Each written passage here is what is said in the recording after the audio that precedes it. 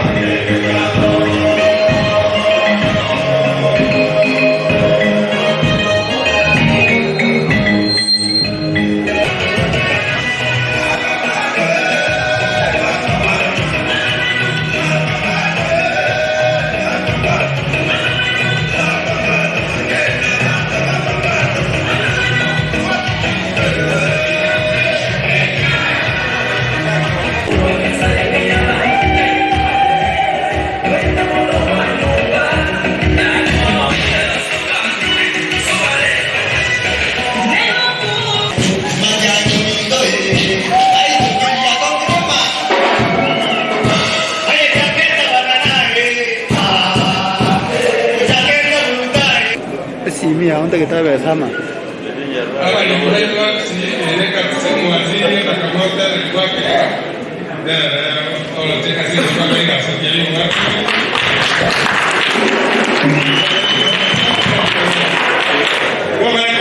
que hay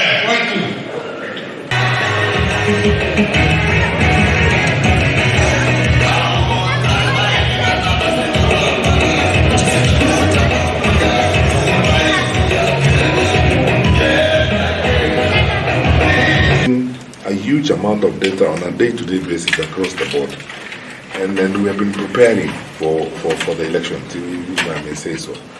And so as we go along, we'll continue to work with others, other actors. We are members of the National Multi-Agency Platform on Election Preparedness that is chaired by the Honorable Chief Justice. We had a meeting this week where we are ticking the boxes.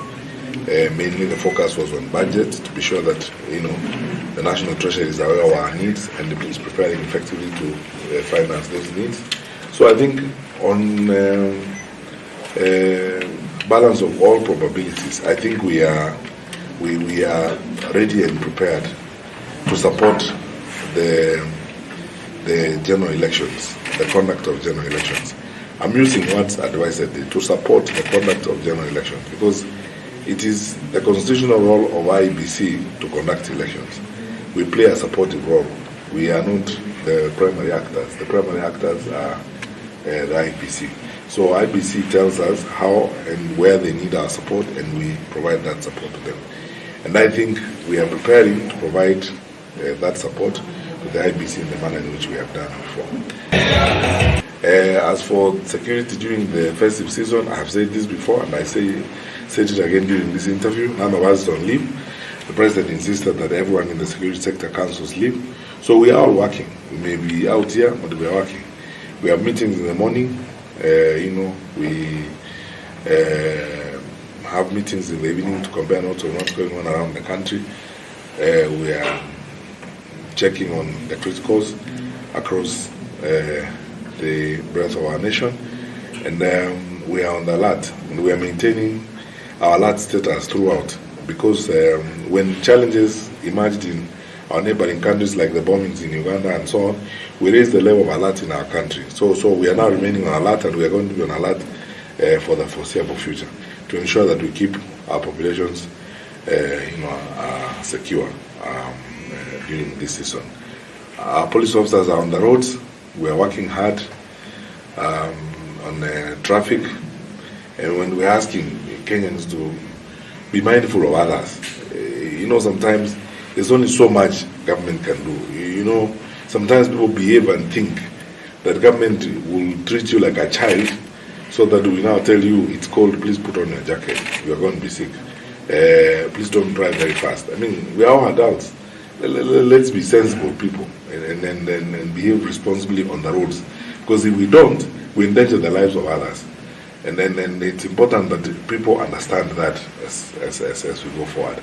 So we'll remain on duty throughout. We'll remain focused on this to ensure that we keep the country safe. We were wishing all our Kenyans Merry Christmas, a prosperous New Year, but we are asking them, immediately thereafter those wishes, please be careful.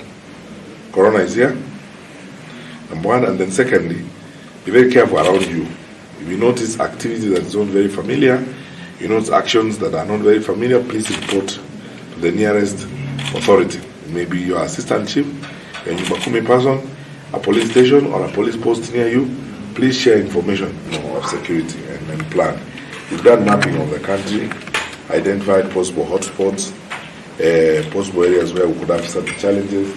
We put in place an infrastructure that collects information and data on real time so that we can have our early warning system active and ready.